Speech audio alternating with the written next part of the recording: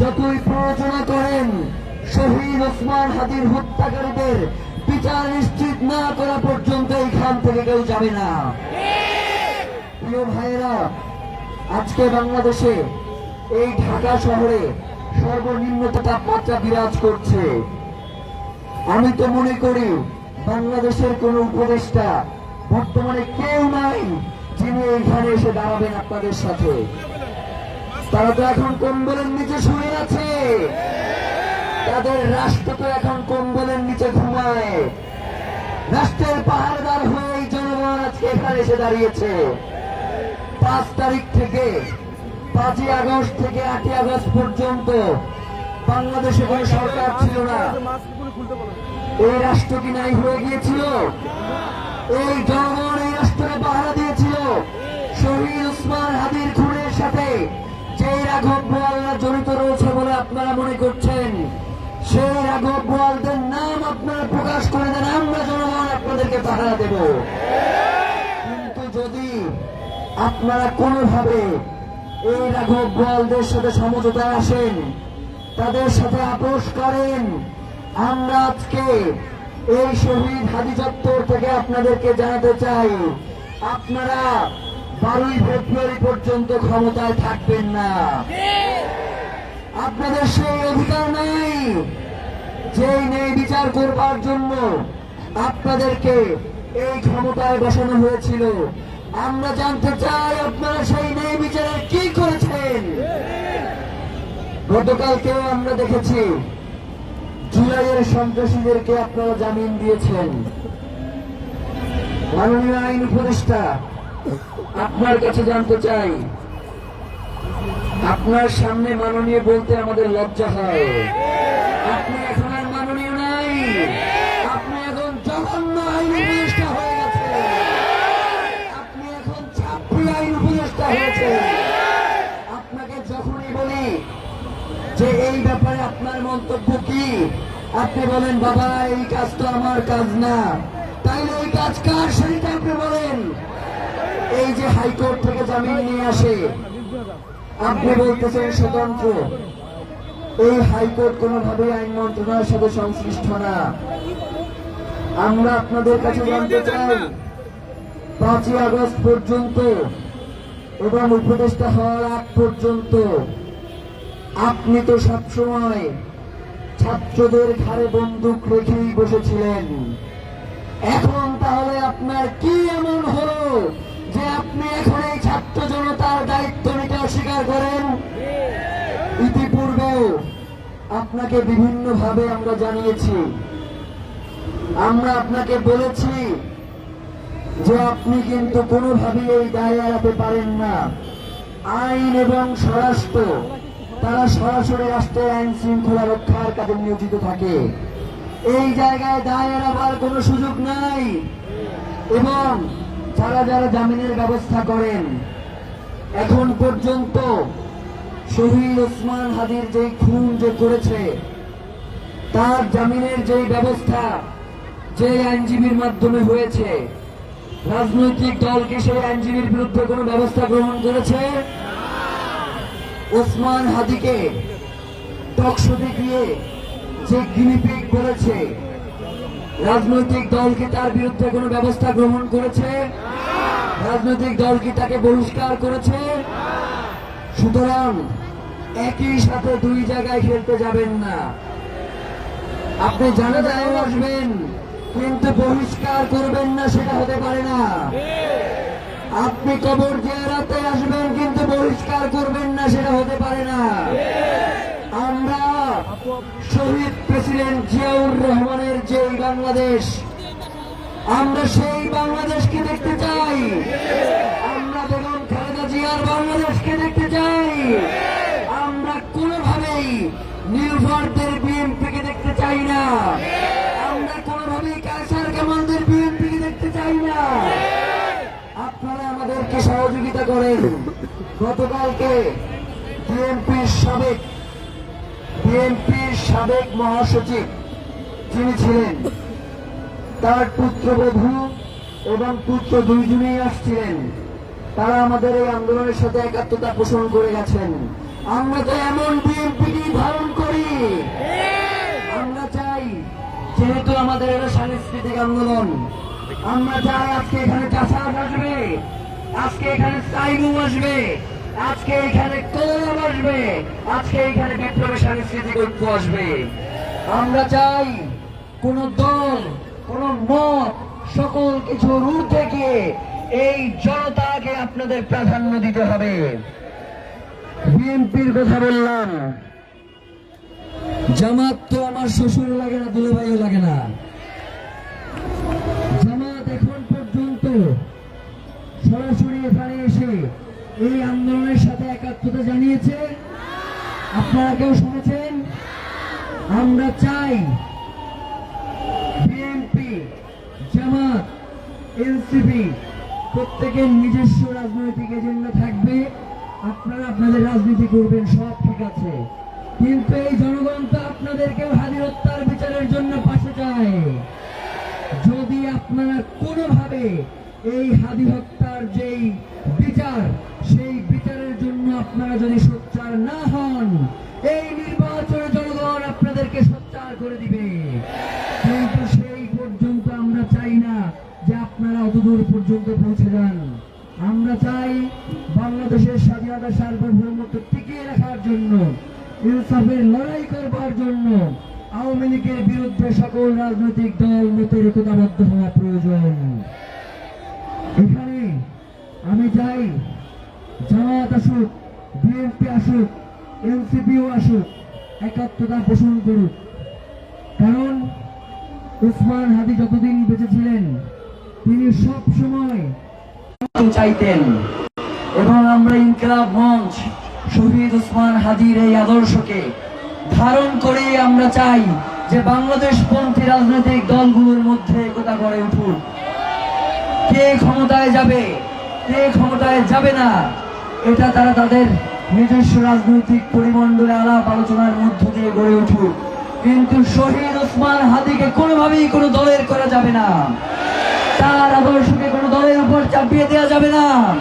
শহীদ উসমান হাদি বাংলাদেশের জনতার, তাকে বাংলাদেশের জনতার হয়ে বাংলাদেশের যারা রাজনীতি করবেন জনগণের সামনে উপস্থাপন করতে হবে। কোন দলের মধ্যে তাকে কক্ষিগত করা চলবে না। আপনারা কি তাকে জামাতের হইতে দিবেন? আপনারা কি তাকে বিএনপির হইতে দিবেন? আপনারা কি তাকে এনসিপির হইতে দিবেন? এই ইনসাফের লড়াই কি শুধু জামাতের? এই ইনসাফের লড়াই কি শুধু বিএনপির? এই ইনসাফের লড়াই কি শুধু চরমনাই? এই ইনসাফের লড়াই কি শুধু এনসিপির? যদি নাই হয় তাহলে ইনসাফের লড়াই যেহেতু এটা সকলেরই দায়িত্ব, সুতরাং সকলের একই সাথে দায়িত্ব হচ্ছে আমাদের ইনসাফের লড়াইয়ের অগ্রসেনানী, জুলাই জজবার প্রাণ শহীদ ওসমান হাদিকে যারা খুন করেছে তাদের হত্যার বিচারের জন্য আজকে এই জনতার সাথে এসে তারাও দাঁড়াক। প্রিয় ভাইয়েরা, কথা বললে অনেক কথাই বলতে চাই, কিন্তু এত কথা বলবার বা শুনবার ধৈর্য হয়তো আপনাদের নাই। গতকাল থেকে আপনারা দেখেছেন যে বিভিন্নভাবে ইনকিলাব মঞ্চ যাতে ঢাকা ৮ আসনে ইলেকশন করে, এই জন্য আপনারা আমাদেরকে বলেছেন। আপনাদেরকে একটা কথা বলি, শহীদ ওসমান হাদির কথাগুলো তো আপনারা শুনেছেন। শহীদ ওসমান হাদি সবসময় একটা কথা বলতেন যে আমার কাছে নির্বাচন করা হচ্ছে ৫ নাম্বার গুরুত্বপূর্ণ কাজ। যদি আমার কাছে ৫টা কাজ থাকে, তার মানে তার আগেও আমাদের 4টা গুরুত্বপূর্ণ কাজ রয়েছে। এবং শহীদ ওসমান হাদি ইনকিলাব মঞ্চ থেকে এই নির্বাচনে অংশগ্রহণ করে নাই। ইনকিলাব মঞ্চ হচ্ছে একটি সাংস্কৃতিক সংগঠন, তার সাথে তিনি পলিটিক্যাল প্রেসার গ্রুপ হিসেবে কাজ করেছেন, এবং আমরা যারা ইনকিলাব মঞ্চে আছি আমরা পলিটিক্যাল প্রেসার গ্রুপ হিসেবে কাজ করেছি। এবং একটি সাংস্কৃতিক আন্দোলন যাতে সামনে নিয়ে যাওয়া যায়, ইনকিলাব মঞ্চ, আমরা সেই কাজটাই আগামী দিনেও করতে চাই। এখন ঢাকা আটে বলতে পারেন যে ভাই আপনি তো সদস্য সচিব ছিলেন, আপনাকে তো ঢাকা আটে আমরা দেখেছি ওসমান হাদির সাথে সাথে। ভাইরা, ইনকিলাব মঞ্চের বয়স হয়েছে আজকে 1.5 বছর।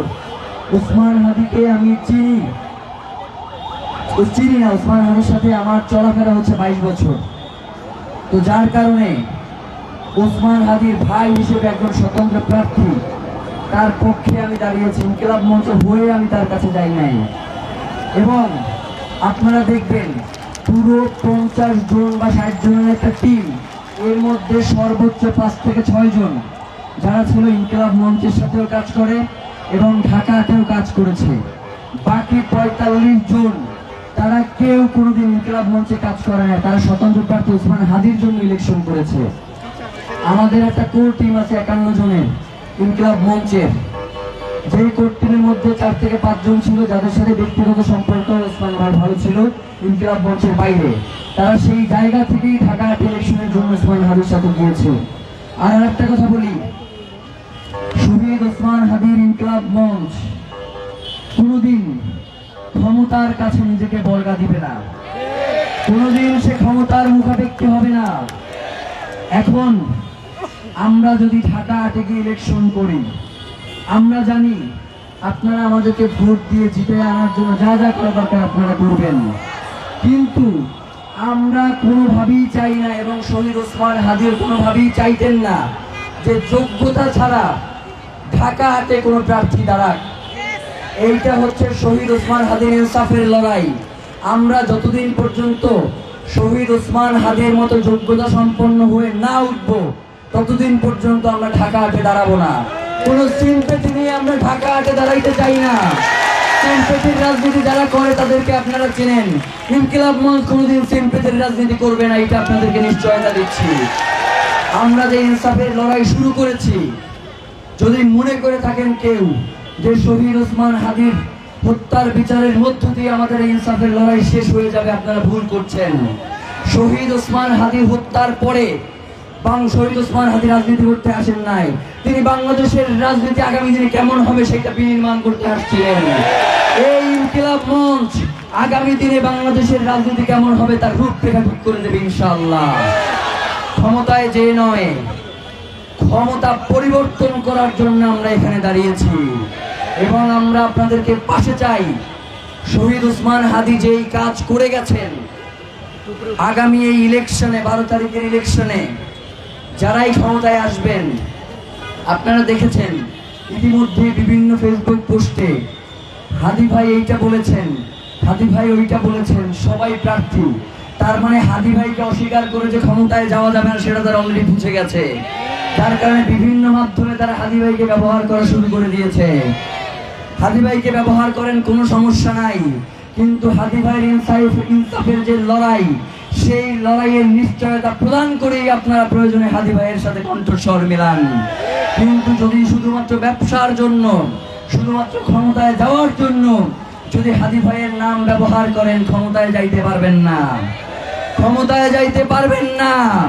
জনগণ শুধুমাত্র হাদি ভাইকে নিয়ে আজকে আপনি কথা বলছেন, সেই আবেগ দিয়ে আপনারে ভোট দেবে না। আপনার আগের হিসাব এবং বর্তমান হিসাব দুইটা মিলাইয়েই আপনাকে ভোট দিবে। আগে যেই হাদি ভাইকে আপনি গালি দিছেন, সেই হাদি ভাইয়ের নাম নিয়ে আপনি সংসদে যাবেন, সেইটা হইতে পারে না, সেইটা আমরা হইতে দিব না। আমরা আগামী দিনে হাদি ভাইয়ের হত্যার প্রক্রিয়া, হাদি ভাইকে যারা হত্যা করেছে সেই বিচার প্রক্রিয়া শুরু হওয়ার পর আমরা নাম ধরে ধরে বলবো কারা হাদি ভাইয়ের এই আন্দোলনকে বাধাগ্রস্ত করত। সুতরাং নব্য হাদি প্রেমী হইয়া সংসদে যাবা, এই স্বপ্ন তোমাদেরকে আমরা পূরণ হইতে দিব না। প্রিয় ভাইয়েরা, হাদি ভাই কাদের পক্ষে কথা বলতো আর কাদের পক্ষে কথা বলতো না, এটা আমাদের বলবার কিছু না, এটা হাদি ভাই নিজেই বইলা গেছেন। সেই ভিডিওগুলো আপনারা দেখেন, তার সেই পোস্টগুলো আপনারা পড়েন, আপনারাই বুঝে যাবেন যে কাকে ভোট দেয়া লাগবে আর কাকে ভোট দেয়া যাবে না। প্রিয় ভাইয়েরা, অনেকক্ষণ কথা বলেছি, আপনাদের শীতে সবার কষ্ট হচ্ছে আমরা জানি, কিন্তু এরপরেও আমি তো মনে করি এইখানে যারা আসছে তারা এই কষ্ট স্বীকার করবার জন্যই এইখানে আসছে। সুতরাং আমাদের কোনো ভয় নাই, আমরা মৃত্যুকে পরোয়া করি না, আমরা কোনো ক্ষমতাকে পরোয়া করি না। ইনসাফের এই লড়াইয়ে আরো যদি অসংখ্য হাদিকে জীবন দিতে হয়, আমরা জীবন দেওয়ার জন্য প্রস্তুত রয়েছি। আমাদের এই লড়াই চলছে, আমাদের এই লড়াই চলবে। আপনারা কি ঝিমিয়ে গেছেন? সাংবাদিক ভাইদের দৃষ্টি আকর্ষণ করছি, আমাদের কথা এই পর্যন্ত, পরে আবার আমরা কথা বলবো। এখন আমরা আবার স্লোগানে ফিরে যাব।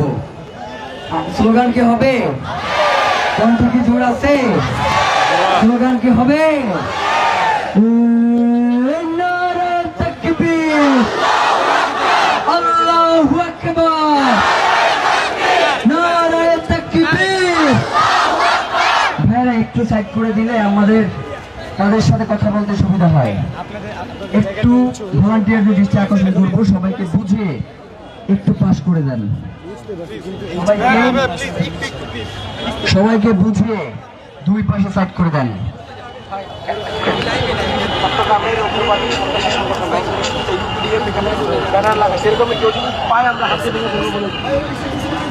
ভাইরা